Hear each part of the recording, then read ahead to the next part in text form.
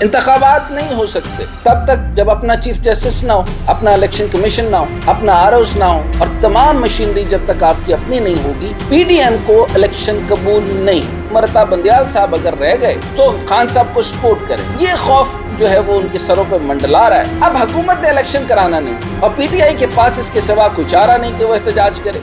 السلام علیکم، میں ہوں ڈاکٹر حسنین جاوید اور آپ دیکھ رہے ہیں میرا ڈیجیٹل چینل۔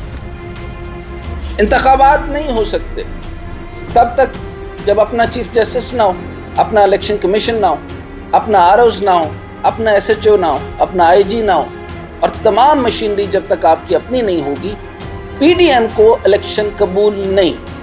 اب بات آ گئی کہ ملک میں ایک ہی دن انتخابات کے حوالے سے حکومت اور پی ٹی آئی کے مابین مذاکرات کا تیسرا اور آخری راؤنڈ آج ہوگا۔ اب اس تیسرے اور آخری راؤنڈ کے مطابق آپ ذرا سوچ لیں تو انٹرنل گفتگو سے آپ کو باتیں سمجھ میں آ جاتی ہیں، کیونکہ یہ سارا کا سارا معاملہ سکرپٹڈ ہوتا ہے۔ اب جب خواجہ آصف سامنے بیٹھا ہو اور حامد میر یہ کہہ رہا ہو کہ سپتمبر کیوں جی، سپتمبر میں الیکشن ہوں گے۔ اچھا، سپتمبر میں الیکشن کا معاملہ کیا ہے؟ سپتمبر سے اگر آگے ہو جاتے ہیں تو کیا ہوگا؟ معاملہ یہ بنتا ہے کہ وہ اگر چیف جسٹس کا معاملہ پہلے جنرل فیض صاحب کا تھا کہ جنرل فیض اگر چیف ہو جاتے ہیں تو پھر 10 سال کے لیے عمران خان نہیں ہلنے لگا۔ ایک دوسری بات، اب جو ہے وہ ایک اور چیف یعنی چیف ٹو چیف چل رہا ہے۔ اب چیف ٹو چیف کے اندر یہ معاملہ چل رہا ہے کہ امرتا بندیال صاحب اگر رہ گئے تو خان صاحب کو سپورٹ کریں گے۔ اب یہ خوف جو ہے وہ ان کے سروں پہ منڈلا رہا ہے، چنانچہ وہ جو ہے وہ مذاکرات کا حل کیا ہوگا آپ کے بات میں سمجھ میں آ گئی۔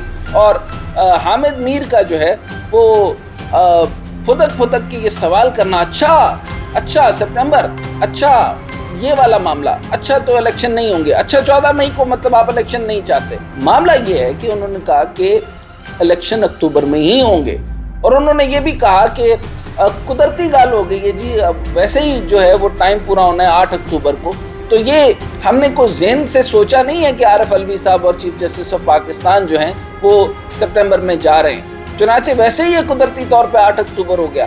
اب آپ نے ان کا ذہن پڑھ لیا کہ ان کا مسئلہ پہلے اس چیف کا تھا، اب چیف جسٹس آف پاکستان کا ہے۔ ان کے ذہنوں میں یہ بات فکس ہو گئی ہے کہ معاملہ کیا بنے گا، ہم الیکشن نہیں جیت پائیں گے، اور ان کو لگ رہا ہے کہ چیف جسٹس آف پاکستان جو ہیں وہ امرتا بندیال صاحب جو ہیں وہ ان کو سپورٹ کر رہے ہیں۔ اور اس اشائیے سے بھی آپ کو ریسنٹ سامنے بات سمجھ میں آ گئی کہ جو اشائیہ ہوا ہے اس کے اندر جو ہے وہ 14 چیف ججز جو ہیں وہ اشائیے میں شامل ہوتے ہیں، 14۔ ایک چیف جسٹس، ایک جو سینئر ترین جج ہیں جو نیکسٹ چیف جسٹس ہیں، یعنی اب چیف جسٹس ہونے والے ہیں، یعنی جسٹس فائز عیسیٰ صاحب، وہ اس میں شریک نہیں ہوتے۔ تو اس میں آپ کو سمجھ میں آ گیا کہ سپریم کورٹ ممکن ہے الگ ہو لیکن سوچنے والوں کا دماغ الگ ہو۔ اب اس میں نتیجہ کیا ہوگا وہ سب سے پہلے سامنے آتا ہے۔ اب حکومت نے الیکشن کرانا نہیں اور پی ٹی آئی کے پاس اس کے سوا کوئی چارہ نہیں کہ وہ احتجاج کرے۔ حکومت بغیر بجٹ کے الیکشن میں نہیں جائے گی۔ حکومت اس لیے الیکشن کے بغیر نہیں جائے گی کیونکہ آپ اس چیز کو سمجھ لیں کہ وہ دو معاملات کرتی ہے۔ اگر آئی ایم ایف کے پاس سے آپ کو جو ہے وہ جو ریلیز ہو جاتا ہے رقم جو 1.1 کی ہے، لیکن 1.1 کے علاوہ بھی آپ سمجھ لیں کہ یہ ہیر پھیر ذرا الگ ہے۔ یہ 2 ارب 3 ارب سے جو آپ کو گیم گھما رہے ہیں، اصل تو 6 ارب کا مسئلہ ہے۔ جب تک ہمیں ایکسٹینڈڈ فنڈ فیسلٹی نہیں ملے گی تب تک آپ کا معاملہ بن ہی نہیں سکتا، یعنی 7 ارب روپے کے بغیر تو آپ کا بجٹ بھی اپروو نہیں ہو سکتا۔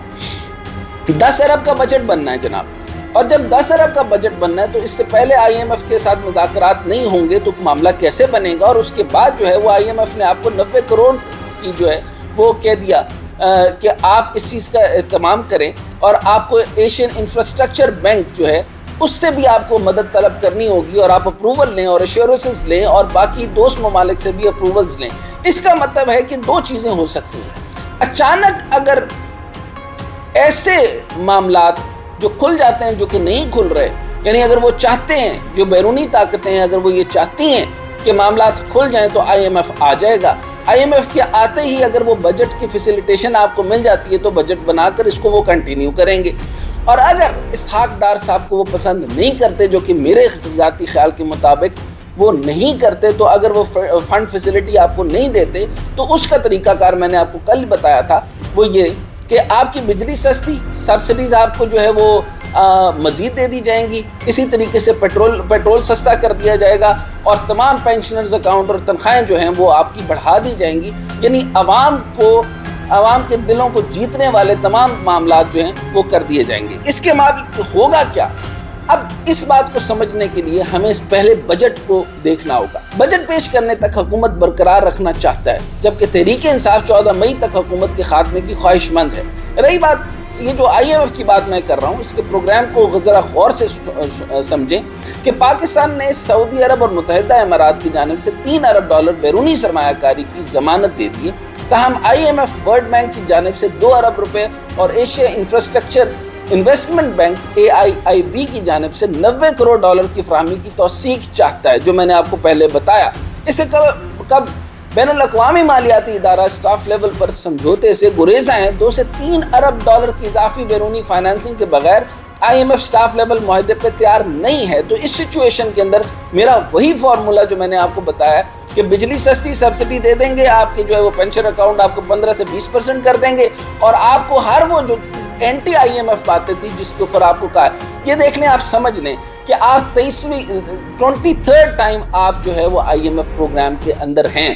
تو جس وقت آپ اتنے لیولز پر آپ چلے جاتے ہیں تو آپ کا بجٹ آپ نہیں بنا سکتے، یہ IMF نے بنانا ہے. اور جب IMF نے بنانا ہے تو آپ جتنی مرضی بڑھ کے مار لیں، جو ہے وہ مفتاح اسماعیل صاحب بڑھ کے مار لیں، یا خاقان عباسی صاحب بڑھ کے مار لیں، یا رانا ثناء اللہ صاحب بڑھ کے مار لیں، یا خواجہ آصف صاحب کہہ دیں اور میں دس دینا کہ تو فکر نہ کر، سپتمبر نہیں ہونے الیکشن، اکتوبر ہی ہونے. تو اکتوبر کے الیکشن میں معاملہ یہ ہے کہ بجٹ سب سے بڑا فوکل پوائنٹ ہے. اب وہ فوکل پوائنٹ میں خان صاحب جو ہیں وہ اتنے بے وقوف نہیں ہے کہ وہ 14 مئی پہ کمپرومائز کریں.